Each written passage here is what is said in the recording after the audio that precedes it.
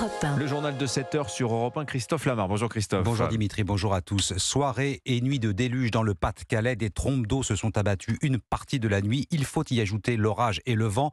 Une course contre l'eau s'engage. C'est ce que disait hier soir l'employé d'une brasserie de Saint-Omer. Situation tout aussi catastrophique à une cinquantaine de kilomètres plus au nord, à Neuville-sous-Montreuil, où nous attend l'un des envoyés spéciaux d'Europe 1. Bonjour Guillaume Dominguez. Bonjour. Une partie de la ville est inondée. L'eau continue de monter et la mairie vient de donner l'ordre d'évacuer. Et oui, l'eau est encore montée ici de plusieurs centimètres dans la nuit et plusieurs rues qui étaient jusque-là épargnées sont désormais sous l'eau. Il faut donc évacuer une partie de leurs habitants. Sur l'avenue principale de la commune, Alexis est boulanger et ce matin, au réveil, il n'a pu que constater impuissant les dégâts dans sa boutique. Ça, c'est l'accès au fournil là, dans lequel vous êtes. Vous avez les pieds dans l'eau et le fournil derrière est plus bas. Donc vous imaginez l'état du fournil, c'est bien rempli. La boutique peut avancer un petit peu. La boutique, on a presque 30 cm d'eau. On a mis hors d'eau tout ce qu'on pouvait. La commune nous a fourni des parpaings. Il y a la solidarité de tous les voisins qui sont venus nous filer un coup de main pour surélever les meubles parce qu'on a notre habitation qui est attenante. C'est pareil, on a 30 cm d'eau dans tout le rez-de-chaussée. Avec sa femme et ses deux enfants en bas âge, il est donc obligé d'évacuer. C'est un nouveau coup dur pour cet artisan. La situation est déjà pas facile, on s'est tapé 2 ans de Covid, la crise énergétique de l'énergie, les flambées des prix de l'essence, de l'inflation, des produits, tout enchaîner tout ça et aujourd'hui se taper les inondations et puis se retrouver complètement en galère, c'est compliqué.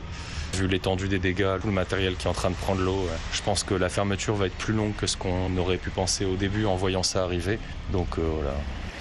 Et tous les regards se tournent à présent vers la digue d'Estlé, leur dernier rempart ici face aux assauts de la Canche. Guillaume Dominguez en direct de Neuville-sous-Montreuil dans le Pas-de-Calais, en alerte rouge, crue, inondation jusqu'à 16h. Plus d'une centaine de communes touchées à l'heure où nous parlons.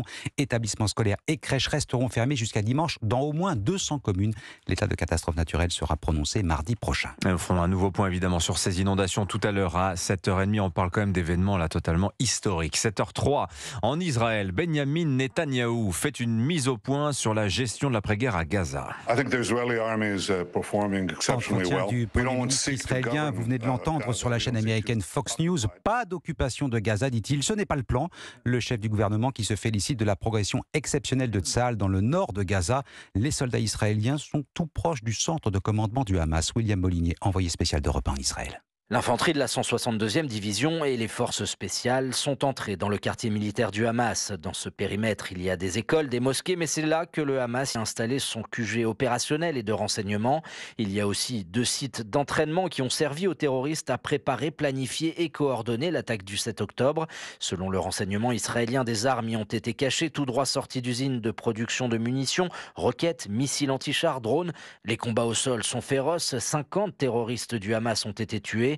Ils peuvent entendre le son tonitruant de nos tanks. Ils l'entendent d'en bas et ils tremblent de peur, a déclaré le ministre de la Défense israélien.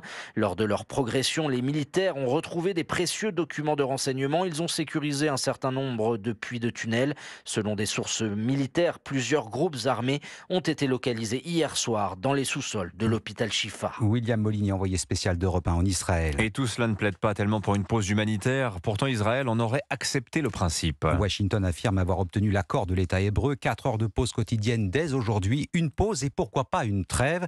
C'est l'objet des discussions actuellement en cours au Qatar entre chefs des services secrets américains et israéliens. La marche contre l'antisémitisme programmée dimanche. La présence du Rassemblement national continue d'alimenter le débat. Et on pourrait même dire les débats. Il y a ceux qui ne viendront pas, comme la France Insoumise. Il y a ceux qui défileront, mais loin du Rassemblement national. Ça, c'est le choix des socialistes. Et puis il y a la Macronie, Arthur Delaborde. On ne sait toujours pas ce que va faire Emmanuel Macron.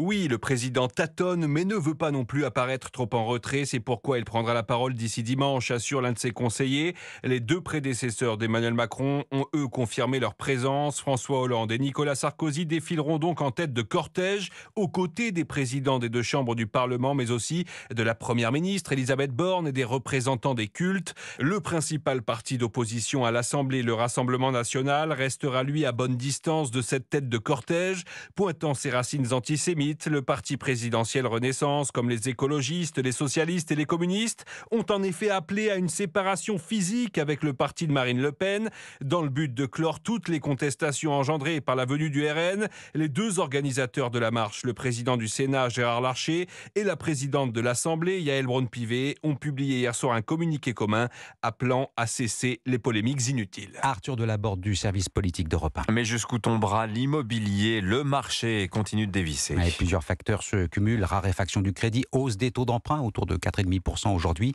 Loi climat qui pousse les particuliers à se débarrasser de leurs passoires thermiques. L'immobilier est en crise et c'était peut-être pas fini, Baptiste Morin. Sur un an, les ventes s'effondrent.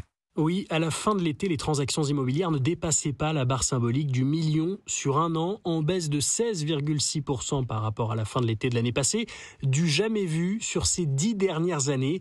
Et ce n'est pas fini, explique Édouard Grimont, porte-parole du Conseil supérieur du notariat. Ce que j'ai l'habitude de dire à mes interlocuteurs qui me posent la question, le notariat ne dispose pas de la boule de cristal qui permettrait de dire on va descendre jusqu'à temps et ça va durer tel temps. Mais en tout cas, aujourd'hui, oui, on s'attend à ce que les volumes continuent à s'enfoncer et on ne sait pas combien de temps ça va encore durer et quand on sortira de ce tunnel. Signe que la crise s'inscrit dans la durée, les prix moyens des logements anciens en France métropolitaine ont basculé à la baisse, une première depuis 2015 et la tendance devrait s'accélérer.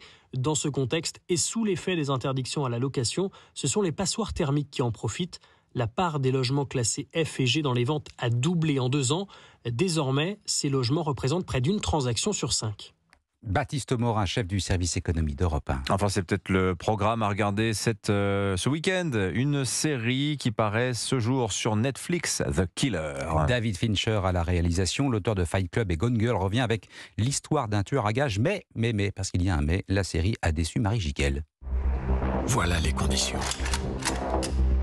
L'offre était pourtant alléchante. L'acteur Michael Fassbender, rare sur grand écran depuis sa reconversion en pilote automobile, un scénario inspiré du classique Le Samouraï de Jean-Pierre Melville et bien sûr la réalisation signée David Fincher. Ne fais confiance à personne. Ne mène que le combat pour lequel on te paye.